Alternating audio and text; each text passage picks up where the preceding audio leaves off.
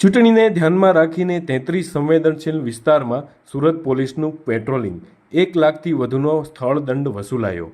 લોકસભાની ચૂંટણીને ધ્યાનમાં રાખીને સુરત પોલીસે ખાસ કરીને 25મી એપ્રિલે શહેરના 33 સંવેદનશીલ વિસ્તારમાં ફૂટ પેટ્રોલિંગ અને પોઈન્ટો પર વાહન ચેકિંગ કરાયું હતું।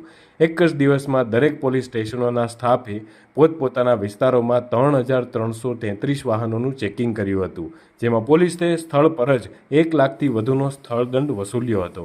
સાથે જ પોલીસે 197 શંકાસ્પદ સ્થળોએ ચેક કર્યું હતું। 149 હિસ્ટ્રી શીટરો અને 246 MCR કાર્ડવાળા ઈસમો ચેક કર્યા હતા। વાહન ચેકિંગ અને ફૂટ પેટ્રોલિંગ દરમિયાન પોલીસે 30 પીધેલાઓને પકડી પાડ્યા અને સાથે 3 દારૂના કેસ કર્યા હતા। શહેરમાં અલગ અલગ પોલીસ સ્ટેશનના સંવેદનશીલ વિસ્તારોમાં 119 ફીટ પેટ્રોલિંગ અને 181 જુદા જુદા પોઈન્ટો પર વાહનોમાં ચેકિંગ કરવામાં આવ્યું હતું। વાહન ચેકિંગમાં દરેક પોલીસ સ્ટેશનના પીઆઈથી માંડી અને પોલીસ અધિકારી તેમજ કર્મચારીઓ સહિત 25 માણસો તૈનાત કરાયા હતા।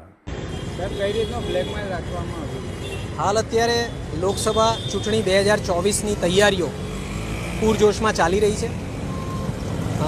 મહેરબાન સિટી સાહેબની અપાયેલી સૂચના, ડીજી સાહેબની અપાયેલી સૂચના અનુસાર અત્યારે ઉધના અને સલાબતપુરા પોલીસ સ્ટેશન તેમજ સુરત સિટીના તમામ પોલીસ સ્ટેશનની અંદર પોલીસની ટીમ બનાવી અને 6:30 થી 7:30 સાંજના સમયે ફ્લેગ માર્ચ કરવામાં આવે છે, જેમાં પેરામિલિટરી ફોર્સને સાથે રાખવામાં આવે છે અને જે પણ ગીચ વિસ્તારો છે, ભીડભાડવાળા વિસ્તારો છે, નોટોરિયસ વિસ્તારો છે, ત્યાં પેટ્રોલિંગ કરવામાં આવી રહ્યું છે, એરિયા ડોમિનેશન કરવામાં આવી રહ્યું છે, MCR ચેક કરવામાં આવે છે, HS અને ટપોરીઓને પણ ચેક કરવામાં આવી રહ્યા છે।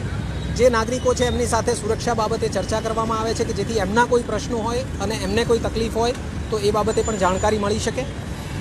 વાહન ચેકિંગ કરી અને જે પણ હથિયારધારાના કેસ છે અથવા તો 135 GP 135ના કેસ છે એ કેસ કરવામાં આવી રહ્યા છે અને આના કારણે થઈ અને જે પણ ક્રાઇમ છે એને બનતું અટકાવી શકાય, પ્રિવેન્શન ઓફ ક્રાઇમ થઈ શકે એ પ્રકારની પ્રક્રિયા હાલે અત્યારે ચાલુ છે।